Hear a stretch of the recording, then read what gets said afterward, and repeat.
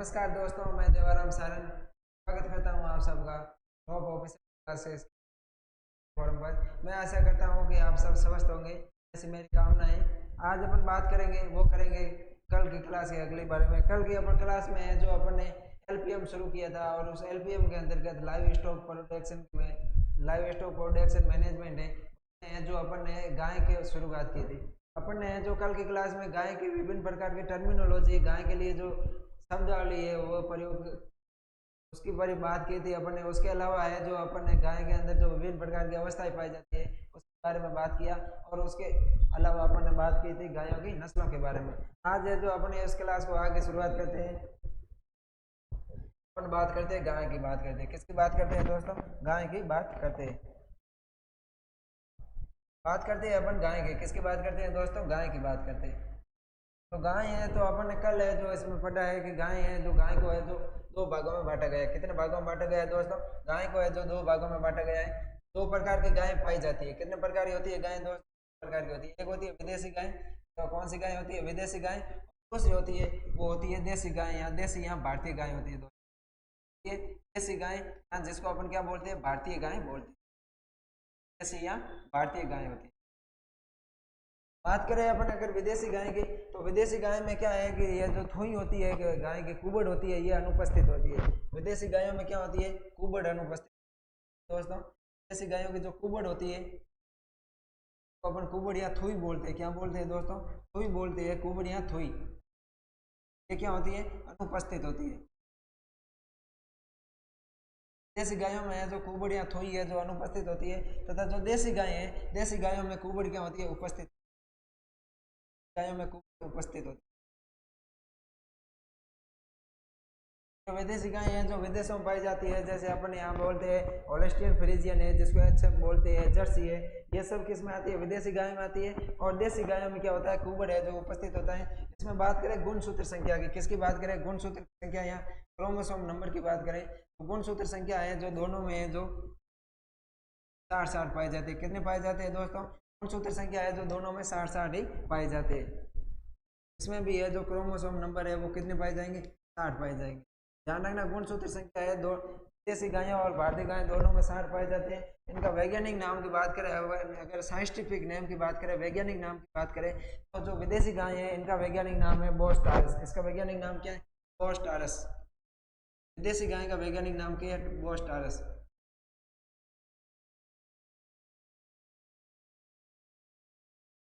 विदेशी गाय है दोस्तों, विदेशी गाय का वैज्ञानिक नाम है बोस टॉरस। देसी गाय का वैज्ञानिक नाम क्या? बॉस टारस है। और जो ये देसी गाय है, और इस देसी गाय का वैज्ञानिक नाम है बॉस इंडिकस। क्या है दोस्तों? Bos indicus. Bos indicus. Indicus. ध्यान रखना, इंडिया से नाम क्या पड़ गया? इंडिकस पड़ गया। ध्यान रखना, जो इंडिया में पाई जाती है उनको बोलते हैं इंडिकस, और जो विदेशों में पाई जाती है उसको बोलते हैं बॉस टॉरस। बॉस टारस बोलते हैं इसको। उसके अलावा अपन आगे बात करते हैं तो इनमें गुणसूत्र संख्या 60 पाई जाती है। विदेशी गायों में कुबड़ अनुपस्थित होती है और देसी गायों में जो कुबड़ पाई जाती है। अब अपन आगे बात करते हैं तो अपन ने कल पढ़ा था कि गायों में गर्भकाल होता है वो 282 दिन का होता है, और उसकी टर्मिनोलॉजी है जो अपन ने कल की क्लास में पढ़ ली थी। आज अपन कल की क्लास में है जो अपन ने लास्ट में पढ़ी थी नस्लें, और उनकी गायों की नस्लों को जो 3 भागों में बांटा था, दुधारू नस्लें, द्विप्रयोजनी नस्लें और भारवाही नस्लें। लेकिन कल की क्लास में क्या है कि थोड़ी सी मिस्टेक हो गई जी। मैंने जो भारवाही नस्लें थी वो आपको द्विकाजी में लिखा दी, तथा जो द्विकाजी नस्लें थी वो भारवाही में लिखा दी। तो आज है जो अपन उसको वापस देखते हैं। अपन बात करते हैं गाय की नस्लों के बारे में। किसके बारे में बात करते हैं? गाय की नस्लों के बारे में बात करते हैं। तो गाय की नस्लों को है जो उनकी कार्य क्षमता के आधार पर या कार्य के आधार पर 3 भागों में बांटा है। पहली गाय आती है वो आती है दुधारू नस्लें। कौन सी नस्लें आती है? पहली नस्ल आती है वो आती है दुधारू नस्लें। दुधारू नस्लें कौन सी नस्लें आती है दोस्तों? दुधारू नस्लें आती है। तो दुधारू नस्लों को याद करने के लिए अपन ने जो कल ट्रिक बनाई थी, क्या बनाई थी? कल अपन ने एक ट्रिक बनाई थी दुधारू नस्लों को याद करने के लिए, ट्रिक बनाई थी। कल अपन ने जो ट्रिक बनाई थी दुधारू नस्लों की, कल अपन ने क्या ट्रिक बनाई थी दोस्तों? तो दुधारू नस्लों की कल अपन ने जो ट्रिक बनाई थी वो बनाई थी शीशा गिरा दे। क्या बनाई थी दोस्तों? शीशा गिरा दे। शीशा गिरा दे। दुधारू नस्लों की कल अपन ने जो ट्रिक बनाई थी वो क्या थी ट्रिक दोस्तों, शीशा गिरा दे। इस सी से क्या बना था, सी से बना था सिंधी बना था। क्या बना था दोस्तों, इस सी से बना था वो बना था सिंधी।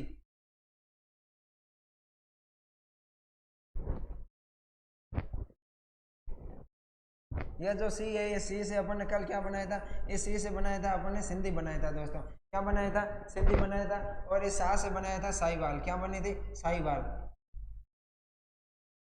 और इस गिर से ध्यान रखना, गिर क्या है, गिर। और र से क्या बनती है, राठी। क्या बनती है दोस्तों, राठी। और दे से बनती है देवनी। तो ये ध्यान रखना, ये जो 5 नस्लें हैं ये दुधारू नस्लें। क्या है दोस्तों, दुधारू नस्लें है। कौन कौन सी है, शीशा गिरा दे, सिंधी, साहिवाल, गिर, राठी और देवनी। अगर अपन बात करें दुधारू नस्लों के औसत दुग्ध उत्पादन, किसकी बात करें, इसके अपन औसत दुग्ध उत्पादन की बात करें, दुधारू नस्लों का औसत दुग्ध उत्पादन कितना होता है। अगर इसके अपन औसत दुग्ध उत्पादन की बात करें तो दुधारू नस्लों का औसत दुग्ध उत्पादन होता है वो होता है 1500 से 2000 लीटर। कितना होता है दोस्तों, 1500 से 2000 लीटर प्रति ब्यात होता है। कितना होता है, 1500 से 2000 लीटर प्रति ब्यात होता है। ध्यान रखना, इसका औसत दुग्ध उत्पादन है वो 1500 से 2000 लीटर प्रति ब्यात होता है। मैं औसत दुग्ध उत्पादन की बात कर रहा हूँ। तो दुधारू नस्ल कौन कौन सी है, सिंधी नस्ल है एक नंबर दुधारू। दूसरी नस्ल है वो है साहिवाल। कौन सी नस्ल है, साहिवाल। तीसरी नस्ल है गिर। चौथी है राठी। और पांचवी है देवनी। और ये ध्यान रखना, गिर नस्ल है ये दुधारू नस्लों में भी आती है और द्विप्रयोजनी नस्लों में भी आती है। ये हो गई दुधारू नस्लें और इसकी ट्रिक हो गई शीशा गिरा दे। हमेशा याद रखना, ट्रिक से ही अपन को है जो नस्लें याद होगी, ऐसे नस्लें याद नहीं होगी। शीशा गिरा दे। ध्यान रखना, अपन एग्जाम में क्वेश्चन आएगा निम्न में से कौन सी दुधारू नस्लें, तो अपन को अगर ट्रिक याद हो गई तो अपन है जो उसमें से है जो कम ही समय के अंदर है वो नस्लें जान सकते हैं। मान लो क्वेश्चन आ सकता है देवनी नस्ल है, इसके ऑप्शन में दे सकते हैं दुधारू, द्विप्रयोजनी, उपयुक्त में से कोई नहीं, या भारवाही। तो अपन को है अगर अपन को ये ट्रिक याद होगी तो अपन पता कर सकते हैं कि देवनी नस्ल है तो कैसी नस्ल है, दुधारू नस्ल है। और इन दुधारू नस्लों की जो दुग्ध उत्पादन क्षमता है वो कितनी है, दुधारू नस्लों की औसत दुग्ध उत्पादन क्षमता है वो होती है 1500 से 2000 लीटर होती है दोस्तों। कितनी होती है, 1500 से 2000 लीटर होती है। अब अपन दुधारू नस्ल बात कर ली, अब अपन बात करते हैं द्विकाजी नस्लों की बात करते हैं। किसकी बात करते हैं दोस्तों, द्विकाजी नस्लों की बात करते हैं। द्विकाजी नस्ल, यहाँ इसको अपन द्विप्रयोजनी भी बोलते हैं। द्विकाजी नस्लों का प्रयोग किसमें करते हैं, एक तो कृषि कार्यों के लिए करते हैं और इसका उपयोग है जो अपन करते हैं वो करते हैं बोझ ढोने में करते हैं, कृषि कार्यों के लिए करते हैं और दुग्ध उत्पादन के लिए है अपन है जो इसका प्रयोग करते हैं द्विकाजी नस्लों में। अगर अपन बात करें द्विकाजी नस्लों की ट्रिक के बारे में, किसकी बात करते हैं, द्विकाजी नस्लों की है जो ट्रिक के बारे में अगर अपन बात करें, द्विकाजी नस्लों की ट्रिक है वो है अपन, मैं अभी बताता हूँ आपको द्विकाजी नस्लों की ट्रिक। द्विकाजी नस्लों की ट्रिक की बात करें तो द्विकाजी नस्लों की ट्रिक है वो है हरिकृष्ण थारा गांव सिरंडी में कान्हाव है। क्या है दोस्तों, द्विकाजी नस्लों की ट्रिक है वो है हरिकृष्ण थारा गांव सिरंडी में कान्हाव है। हरिकृष्ण, हरिकृष्ण थारा गांव सिरंडी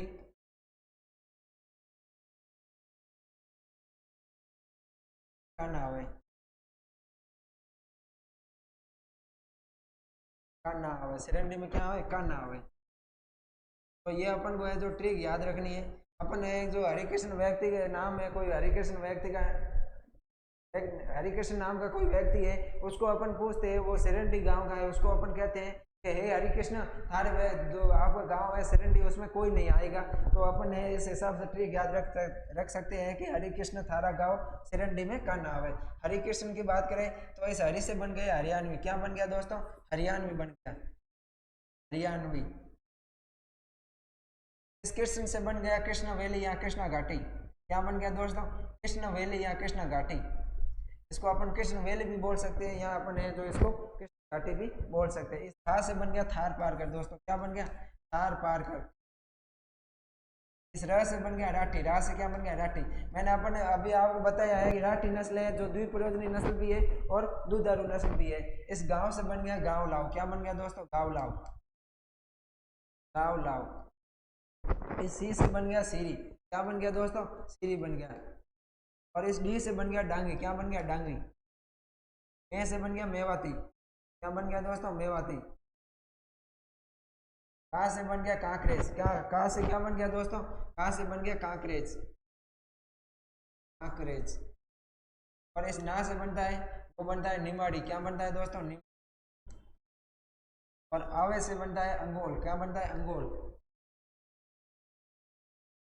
ध्यान रखना यह है द्विप्रयोजनी या द्विकाजी नस्ल है। इसके अलावा एक नस्ल ध्यान रखना देवनी, देवली, क्या रखना ध्यान, देवली। देवनी नस्ल है वो है दुधारू नस्ल, लेकिन ये जो देवली नस्ल है ये कैसी नस्ल है, ये द्विप्रयोजनी नस्ल है, ध्यान रखना। उसी प्रकार ये जो राठी नस्ल है ये दुधारू भी है और द्विप्रयोजनी भी है। तो अब बात करते हैं अपन द्विकाजी की, तो इसकी ट्रिक क्या होगी कि हरि कृष्ण थारा गांव सिरंडी में काना हो। हरि से बन गया हरियाणवी, क्या बन गया दोस्तों, हरि से बन गया, हरी से बन गया हरियाणवी, ये हो गया एक नंबर, क्या हो गई, हरियाणवी नस्ल हो गई। और दूसरे नंबर पर बनती है, ये बनती है कृष्णावेली, क्या बनती है दोस्तों, कृष्णावेली। फिर ये थार पारकर, राठी, गाँव लाव, डांगी, सीरी, मेवाती, कांकरेज, निमाड़ी और अंगोल। ध्यान रखना अंगोल नस्ल है वो बकरी की है, लेकिन ये अंगोल नस्ल किसकी है, गाय की नस्ल है। अपन आगे जब बकरी की नस्ल पढ़ेंगे तो उसमें एक अंगोल नस्ल भी पढ़ेंगे। अब बात करते हैं अपन इसकी औसत दुग्ध उत्पादन की, किसकी बात करते हैं दोस्तों, इसकी है जो औसत दुग्ध उत्पादन की बात करते हैं। द्विप्रयोजनी नस्लों की जो औसत दुग्ध उत्पादन कितना होता है, औसत दुग्ध उत्पादन की बात करें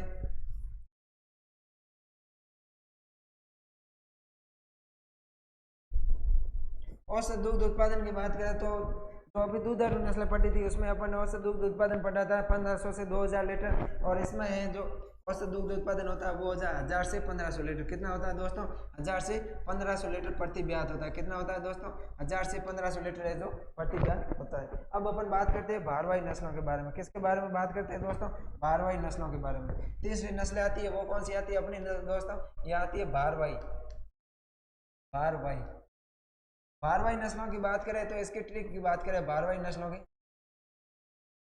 कल है जो अपन ने दुधारू को भारवाही में कन्वर्ट कर दिया था और भारवाही को है जो दुधारू में पढ़ा दिया था, तो आज अपन है उसको वापस सुधार करते हैं। उसका ध्यान रखना, कल वाली क्लास के अंतिम में जो पढ़ा था आज उसको वापस पढ़ लेना। अपन बात करते हैं भारवाही नस्लों की। भारवाही नस्लों की अगर अपन ट्रिक की बात करें तो इसकी ट्रिक है अमृत नाम के अब खैर गंगा तीर, क्या है दोस्तों, अमृत नाम के अब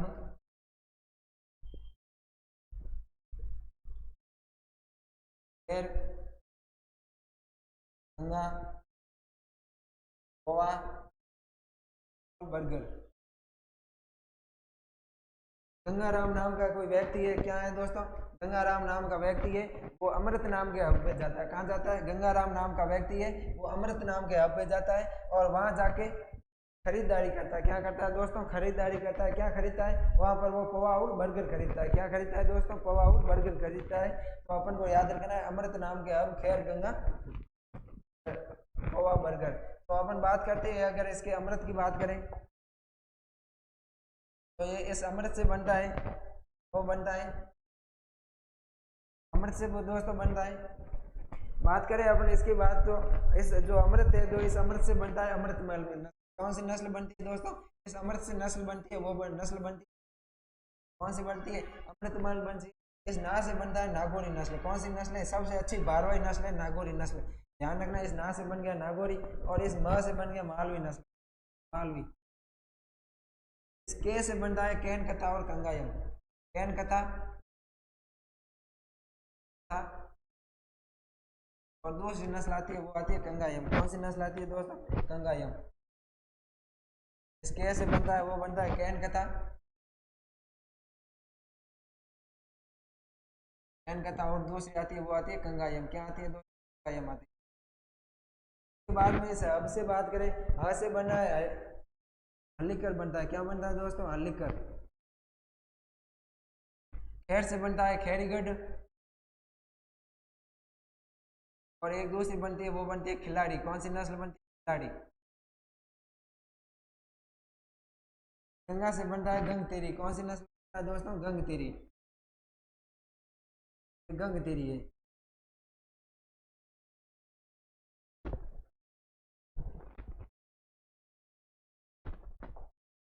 कौन सी नस्ल दोस्तों, गंग तेरी। पवा से बन गया पवार। कौन सी नस्ल बन गया, पवार। और लास्ट में बर्गर से कौन सी बन गया, बरगू। तो ये है भारवाही नस्ल कौन कौन सी होगी, अमृतमल, नागौरी। भारवाही नस्ल कौन कौन सी होगी, भारवाही नस्लों की बात करें तो इसमें हो गया अमृतमान, दूसरी हो गई नागौरी, तीसरी नस्ल है ये मालवी हो गई, चौथी नस्ल कैन गता और कंगायम हो गई।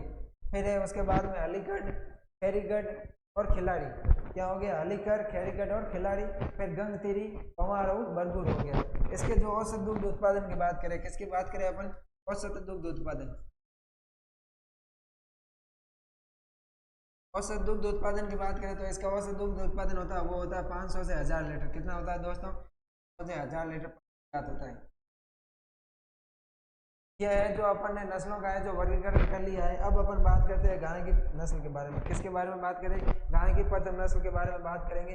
गाय की प्रथम नस्ल पढ़ते हैं अपन गिर नस्ल पढ़ते हैं। कौन नस्ल पढ़ते हैं दोस्तों, गाय की अपन पढ़ते हैं अपन गिर नस्ल। किसकी बात करेंगे, गाय की गिर नस्ल के बारे में है जो अपन बात करने वाले हैं।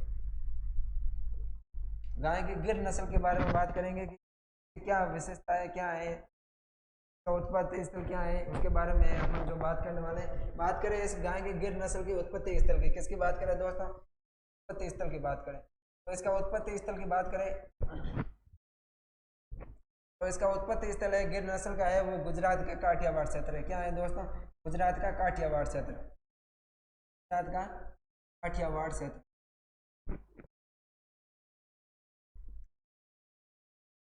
या इसको अपन है जो गिर जंगल बोल सकते हैं। क्या बोल सकते हैं, गिर जंगल।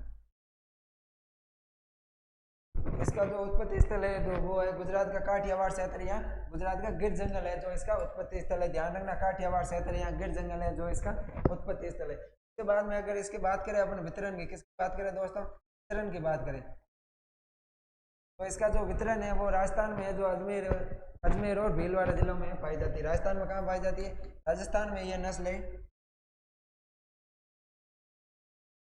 वो भीलवाड़ा में पाई जाती है। कहाँ पाई जाती है, राजस्थान में ये नस्ल है जो अजमेर व भीलवाड़ा जिलों में पाई जाती है, भीलवाड़ा में पाई जाती है। उसके बाद में बात करें इसके अन्य नाम की, किसकी बात करें दोस्तों, अन्य नाम की है। इस गिर नस्ल को है अन्य नाम, अन्य किस नाम से जाना जाता है, तो गिर नस्ल का जो अन्य नाम है उसके ट्रिक है याद करने के लिए, अरे कागिसा। क्या, अरे कागिसा, यह ट्रिक अपन को है तो याद रखनी, अरे कागिसा। क्या ट्रिक याद रखनी है अपन को कि गिर नस्ल का जब भी कोई अन्य नाम पूछे, एग्जाम में अमूमन पूछा जाता है कि निम्न में से अजमेरी नाम से कौन सी नस्ल जानी जाती है या रेंडी नाम से कौन सी नस्ल जानी जाती है, तो अन्य नाम पूछते हैं तो अपन को एक ट्रिक याद रखनी है, अरे कागिसा। क्या बनता है, अब मैं बताता हूँ। अ से बन गया अजमेरी, क्या बन गया दोस्तों, अजमेरी। तो इसका एक अन्य नाम क्या हो गया, इसको है जो अजमेरी कहते हैं। फिर ये रे से बन गया रेंडी, क्या बन गया दोस्तों, रेंडी बन गया, इसको रेंडी के नाम से जाना जाता है। इस का से बन गया काठियावाड़ी, क्या बन गया दोस्तों, काठियावाड़ी, जो काठियावाड़ी के नाम से जाना जाता है। उसके बाद में बात करें तो घी से बनता है गिर, क्या बनता है, गिर नस्ल। तो इसका ध्यान रखना, गिर नस्ल है। और ये सा से बनता है शर्मिली, क्या बनता है, शर्मिली। तो ये गिर नस्ल होती है, ये शर्मिले स्वभाव की होती है। कैसी होती है दोस्तों, ये शर्मिले स्वभाव की होती है, इसलिए ब्रांचल में इसको भामान के नाम, गिर नस्ल है। गिर नस्ल स्वभाव में कैसी होती है, शर्मिली होती है, इसलिए है जो इसको ब्राजील देश के अंदर है जो बहामान के नाम, किस नाम से जाना जाता है, बहामान। ध्यान रखना, हो सकता है कि निम्न में से कौन सी नस्ल को ब्राजील में बहामान के नाम से जाना जाता है। तो गिर नस्ल की जो गाय होती है उसको शर्मिले स्वभाव के कारण है जो ब्राजील में बहामान के नाम से जाना जाता है। बात करते हैं गिर की, तो गिर से नाम का क्षेत्र ध्यान पड़ता है गिर जंगल। गिर से क्या आता है, गिर जंगल, और गुजरात के काठियावाड़ के आसपास का क्षेत्र है। और राजस्थान में ये अजमेर व भीलवाड़ा जिलों में पाई जाती है। उसके बाद में बात करें इसके अन्य नाम की, तो अन्य नाम की ट्रिक है वो है अरे कागिसा। क्या, अरे कागिसा, याद रखना। अरे से बन गया अ से अजमेरी, रे से रेंडी, का से बन गया वो काठियावाड़ी हो गया, और गी से गिर बनता है वैसे, और सा से क्या बन गया, शर्मिली नस्ल है। इसको शर्मिली नस्ल भी कहा जाती है, और शर्मिली नस्ल होने के कारण इसको ब्राजील में है जो बहामान के नाम से जाना जाता है। शर्मिली नस्ल है ये गाय की, कैसी नस्ल है, शर्मिली नस्ल। अब बात करते हैं गिर प्रजनन केंद्र की, किसकी बात करते हैं, गिर प्रजनन केंद्र। गिर प्रजनन केंद्र की बात करें तो गिर प्रजनन केंद्र है वो है झालावाड़। क्या है, गिर प्रजनन केंद्र है वो है झालावाड़। राजस्थान में गिर प्रजनन केंद्र की बात करें तो कहाँ पर है, झालावाड़ में। ध्यान रखना, राजस्थान के अंदर गिर गाय का प्रजनन केंद्र कहाँ पर है, झालावाड़ है। अगर अपन जो कंपटीशन एग्जाम की तैयारी कर रहे हैं और अपन नहीं पढ़े तो अपनी जिंदगी कैसी हो जाएगी, झालावाड़ की जैसी हो जाएगी। बाद में बात करते हैं इसकी विशेषता की बात करते हैं कि इस गिर नस्ल की क्या क्या विशेषता पाई जाती है। जब भी गिर नस्ल की विशेषता आती है या गिर नस्ल का जब भी नाम आता है तो अपन को याद रखना जो कृष्ण जी के साथ में गाय का फोटो रहता है वो कौन सी गाय रहती है, गिर नस्ल रहती है। कृष्ण जी है जो अपने बाल अवस्था के अंदर गायों को चराते थे, वो गिर नस्ल की गाय हुआ करती थी। कृष्ण के साथ में या कृष्ण गायों को है जो इसको चढ़ाते थे। जब भी अपन राधा कृष्ण जी का फोटो देखते हैं, राधा जी और कृष्ण जी का, तो उसके साथ में जो एक गाय का भी फोटो होता है वो कौन सी गाय होती है, गिर गाय होती है। उसका अपन को ध्यान रखना है। बात करते हैं इसकी विशेषता की, तो इसकी मुख्य विशेषता है जो है देसी गायों में है जो इसका सबसे लंबा दुग्ध काल पाया जाता है, लगभग 325 दिन का। विशेषता क्या है कि देसी गायों में पहली विशेषता है देसी गायों में सबसे लंबा दुग्ध काल। देसी गायों में क्या है, सबसे लंबा दुग्ध काल होता है, सबसे लंबा दुग्ध काल। गायों में क्या होता है, सबसे लंबा दुग्ध काल होता है, लगभग 325 दिन का होता है। कितना होता है दोस्तों? क्वेश्चन आ सकता है कि कौन सी गाय देसी निम्न में से कौन सी देसी गाय में सबसे लंबा दुग्ध काल होता है, तो ये गिर नस्ल है, इसका है जो दुग्ध काल सबसे लंबा 325 दिन का होता है।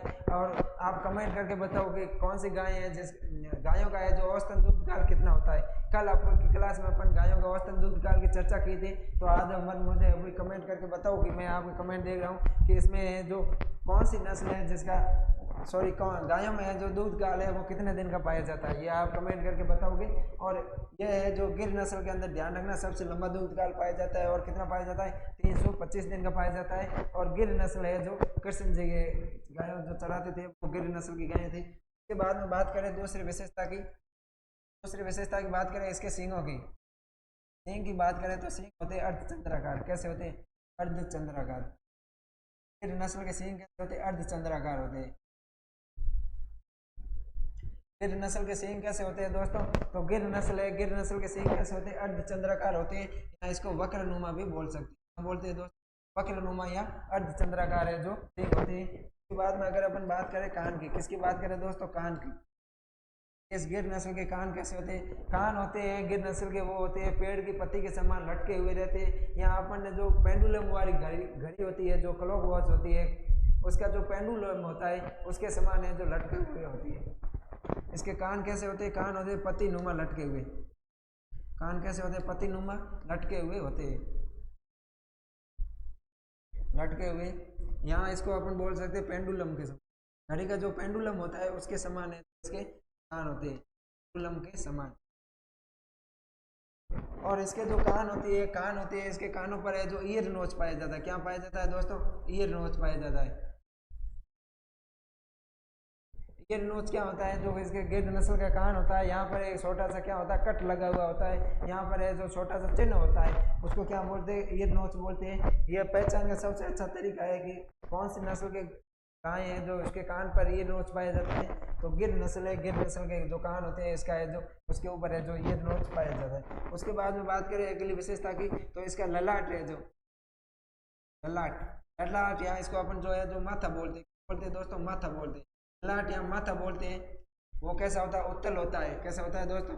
उत्तल या उभरा हुआ होता है। कैसा होता है? उत्तल या उभरा हुआ। इसका जो गिर नस्ल का जो ललाट है या जो माथा है वो आगे से उभरा हुआ होता है, उत्तल लेंस की तरह होता है, उभरा हुआ होता है।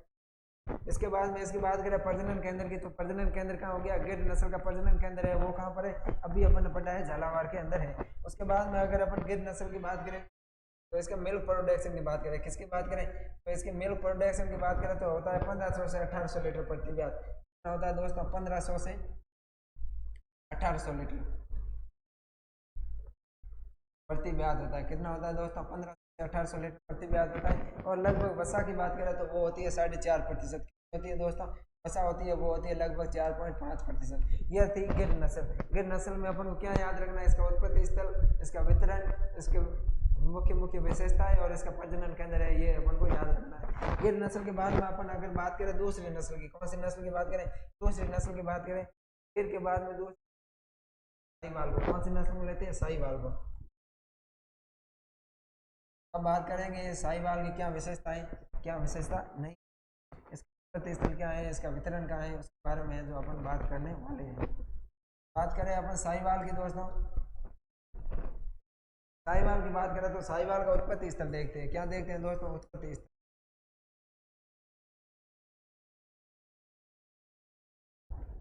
साहिवाल का उत्पत्ति स्थल देखें दोस्तों, तो साहिवाल का उत्पत्ति स्थल है वो है पाकिस्तान का मोंटगोमरी जिला। कौन सा है दोस्तों? पाकिस्तान का मोंटगोमरी जिला। पाकिस्तान का मोंटगोमरी जिला।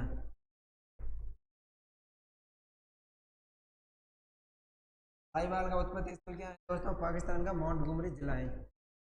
उसके बाद में इसके वितरण की बात करें दोस्तों, किसकी बात करें? इसके वितरण की, कि साहिवाल है जो इसका क्या वितरण है, मतलब ये कहाँ कहाँ पाई जाती है।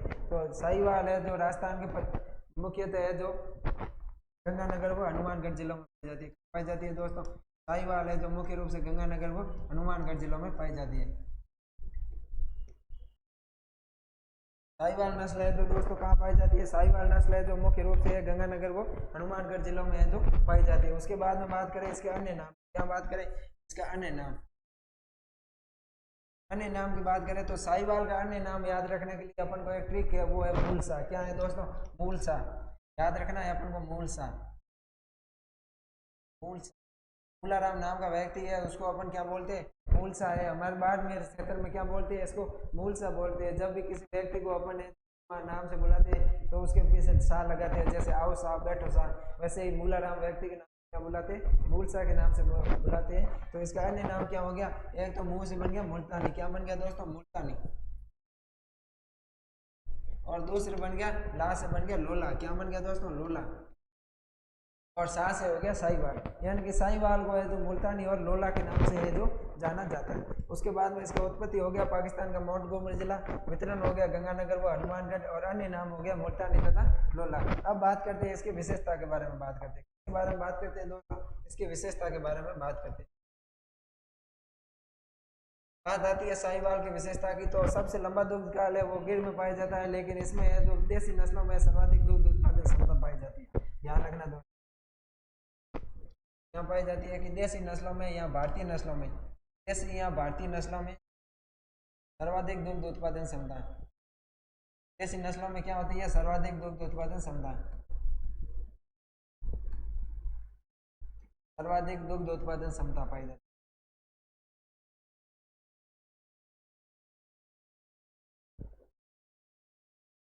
ध्यान रखना दोस्तों, साहिवाल नस्ल में है जो सर्वाधिक है जो दुग्ध उत्पादन क्षमता पाई जाती है। बात करें इसमें दुग्ध उत्पादन कितना पाई जाता है? दुग्ध उत्पादन क्षमता होती है वो होती है लगभग 1800 से 2500 लीटर। कितनी होती है दोस्तों? लगभग 1800 से 2500 लीटर है जो इसमें दुग्ध उत्पादन पाई जाती है। 18,000 नहीं, 1800 ही है।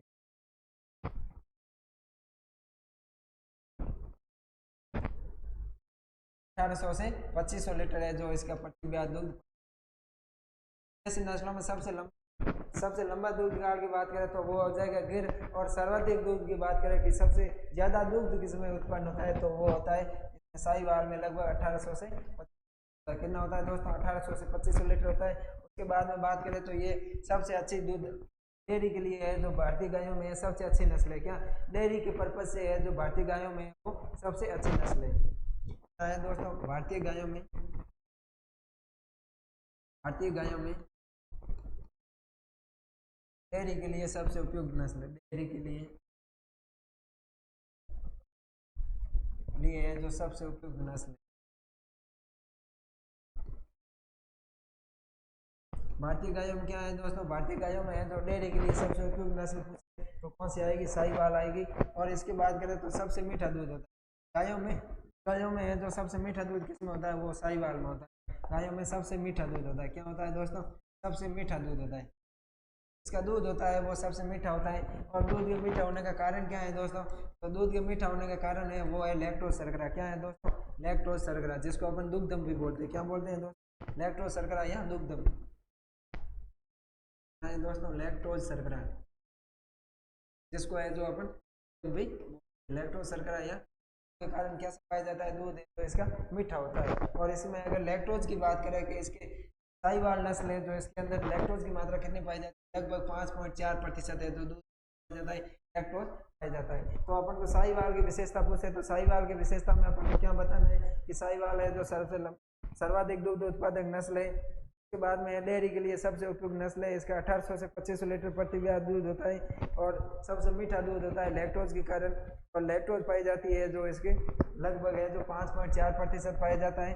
और अगर अपन बात करें इसके त्वचा की, तो इसकी त्वचा होती है वो ढीली होती है। कैसी होती है? इसकी ढीली त्वचा होने के कारण इसको लोला या मुल्तानी के नाम, लोला के नाम से त्वचा, इसकी त्वचा ढीली होने के कारण कैसी होती है? ढीली होती है। ढीली होने के कारण इसको है जो लोला के नाम से जाना जाता है। किस नाम से जाना जाता है? लोला के नाम से है, जो नाम से लोला। ध्यान रखना क्वेश्चन आ सकता है कि निम्न में से लोला के नाम से कौन सी नस्ल जानी जाती है? तो जो साहिवाल है वो लोला के नाम से है जो जानी जाती है। उसके बाद में बात करें अपने इसके अगली विशेषता की, तो इसकी है IARI पूसा नई दिल्ली द्वारा है जो विकसित नस्ल। क्या है? IARI Indian agriculture research institute. क्या है दोस्तों? IARI यानी कि Indian agriculture research institute Pusa नई दिल्ली। कहाँ पर है दोस्तों? IARI पूसा नई दिल्ली में। नई दिल्ली से विकसित नस्ल है।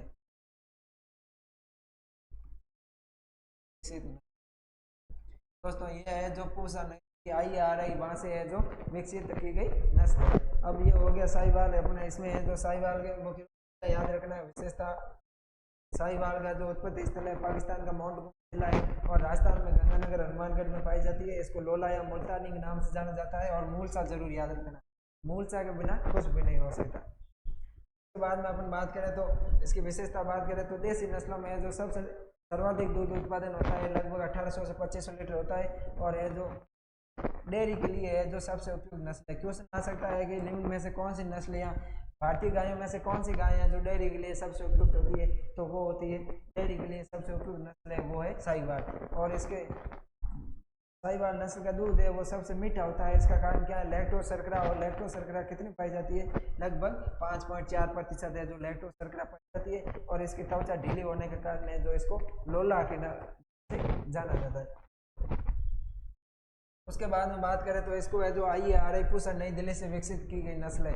क्वेश्चन आ सकता है कि IARI पूसा नई दिल्ली नस्ल कौन सी है? तो साहिवाल है जो IARI पूसा नई दिल्ली से विकसित नस्ल। उसके बाद में अपन बढ़ते हैं आगे की नस्ल के बारे में। आगे की नस्ल आती है अपने आती है राठी नस्ल। कौन सी नस्ल लेते हैं अपन? आगे की नस्ल लेते हैं वो लेते हैं राठी नस्ल। कौन सी नस्ल लेते हैं दोस्तों? राठी नस्ल है जो अपन राठी नस्ल को है जो अपन लेते हैं। कौन सी नस्ल को लेते हैं दोस्तों? राठी नस्ल को लेते हैं। गाय की राठी नस्ल की क्या विशेषता है और इसके बारे में जो अपन बात करने वाले हैं। बात करते हैं अपन अगर इस राठी नस्ल की, अपन अगर राठी नस्ल की बात करते हैं तो राठी नस्ल है जो ये है जो इसका उत्पत्ति स्थल है वो पश्चिमी राजस्थान है। राठी नस्ल का दोस्तों उत्पत्ति स्थल क्या है? बात करते हैं अपन इसके उत्पत्ति स्थल की। तो इसका उत्पत्ति स्थल है, अपन इसके उत्पत्ति स्थल की बात करें, किसकी बात करें दोस्तों? इसके उत्पत्ति स्थल की बात करें तो राठी नस्ल का जो उत्पत्ति स्थल है वो है पश्चिमी राजस्थान। क्या है दोस्तों? पश्चिमी राजस्थान। राठी नस्ल का उत्पत्ति स्थल क्या है? पश्चिमी राजस्थान।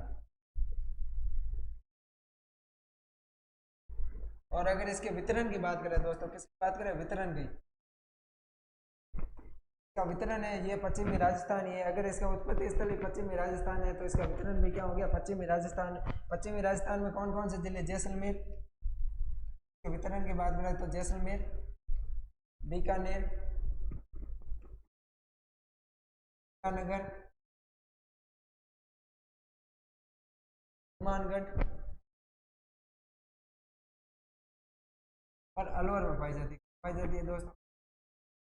इसका वितरण कहाँ है? जैसलमेर, बीकानेर, गंगानगर, हनुमानगढ़ और अलवर में है जो ये राठी नस्ल है जो पाई जाती है। इसका उत्पत्ति स्थल है वो है पश्चिमी राजस्थान। राठी नस्ल है। राठी नस्ल के अन्य नाम की बात करें दोस्तों, किसकी बात करें? अन्य नाम की।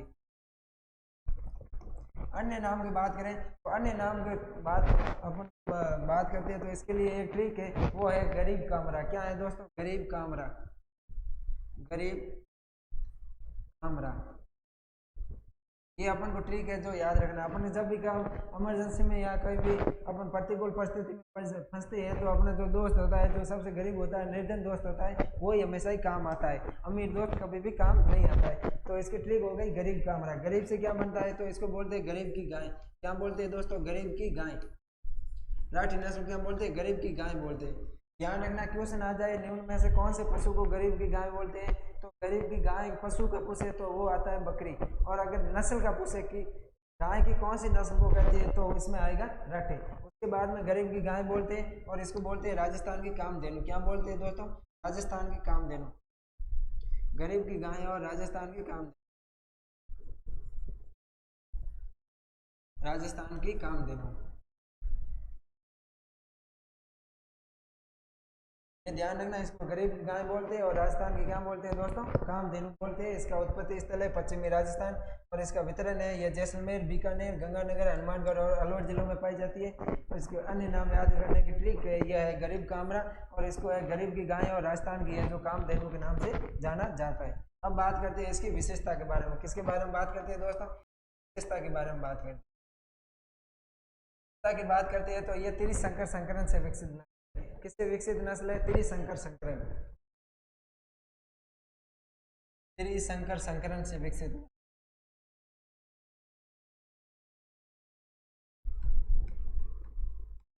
क्वेश्चन आ सकता है निम्न में से कौन सी नस्ल है जो त्रिशंकर संकरण से विकसित है, तो ये है जो राठी नस्ल है, ये त्रिशंकर संकरण से विकसित है। इसकी ट्रिक है RSST। क्या है दोस्तों? RSST यानी कि राठी।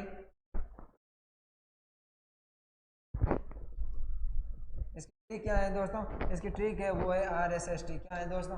RSST। ध्यान रखना दोस्तों, RSST क्या है? ट्रिक। ट्रिक कैसे बन गई RSST? बात करते हैं राठी की। किसकी बात करते हैं? राठी की। इस R से बन गया राठी, S से बन गया साहिवाल। क्या बन गया दोस्तों? साहिवाल, साहिवाल। इस S से बन गया सिंधी। क्या बन गया दोस्तों? सिंधी।